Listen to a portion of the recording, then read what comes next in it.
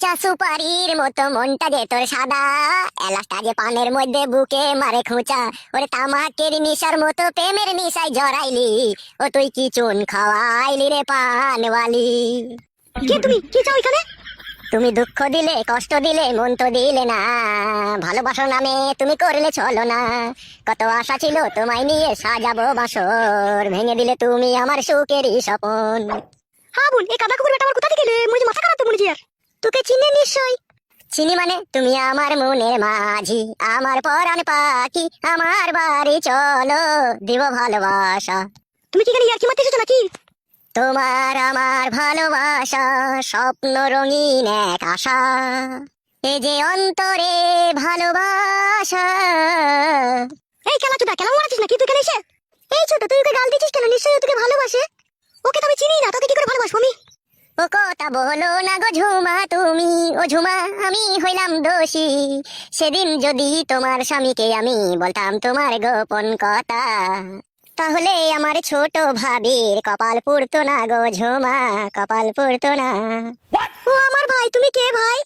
তোমার ওই সতীনের গোপন প্রেমিক আমি।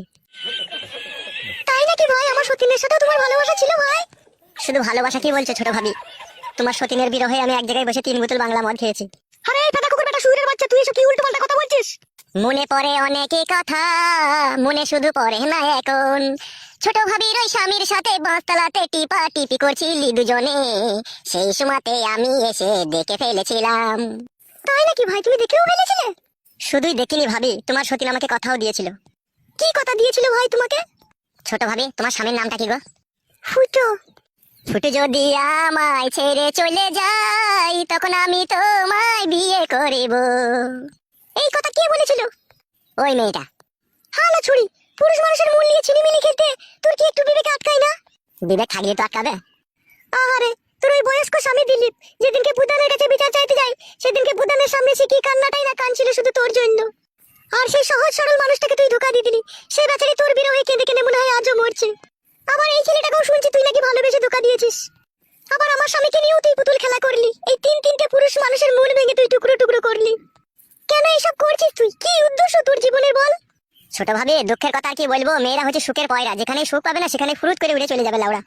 তুমি ঠিকই বলেছো ভাই, ওরও তো ভাতা ছিল ঘরে, ও কি ভাতার কাছে সুখ পায়নি? ছোট ভাবি, আমি তো শুনেছি ওর বুড়ো স্বামীর কলাটা টুপসে গেল, সেই জন্য ও সংসার করেনি। মা বাবা যা দেখে বিয়ে দিবে তাই নিয়ে সংসার করতে হবে। যদি বুড়ো স্বামী হয়, বুড়ো স্বামী ওই টুপ স্বামী নিয়ে সংসার করতে হবে। যদি পচে যায় ওই কথা নিয়েই থাকতে হবে। পরের স্বামীকে নিয়ে টানাটানি করতে গেলে হবে নাকি? কে আর তোমার সতীনকে বুঝাবে বলো? আমি আই বলেছিলাম, আমাকে বিয়ে করলো না, তোমার স্বামীকে টানা ছেঁচড়া করে নিয়ে চলে গেল। নিয়ে তো যাবেই ভাই, ওরা যে নোংরা, ওরা যে চরিত্রহীন, ওদের যে কোনো জন্মের ঠিক নেই, ওরা তো এই কাজ করবেই। দেখো, মুখ সামলিয়ে কথা বলবে, খবরদার নোংরা চরিত্রহীন বলবে না বলে দিলাম তোমাকে আমি।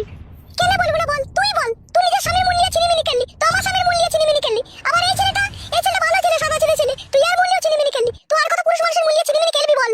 সাদা সিধে মানে ভাবি, আমি সেই সাদা সিধে ছেলে। তোমার স্বামীর সাথে যখন ওর গোপন সম্পর্ক আমি জানতে পারলাম, তখন আমি ওর স্বামীকে বলতে চেয়েছিলাম, তখন ও আমাকে বললো, খবরদার তুমি আমার স্বামীকে বলো না, এই ছেলেটা যদি আমাকে ছেড়ে চলে যায় তাহলে আমি তোমাকে বিয়ে করবো। আমি সেই আশাতেই প্রায় 6 মাস দিন কাটালাম। পরে শুনছি নাকি তোমার স্বামীকে নিয়ে ও চলে গিয়েছে।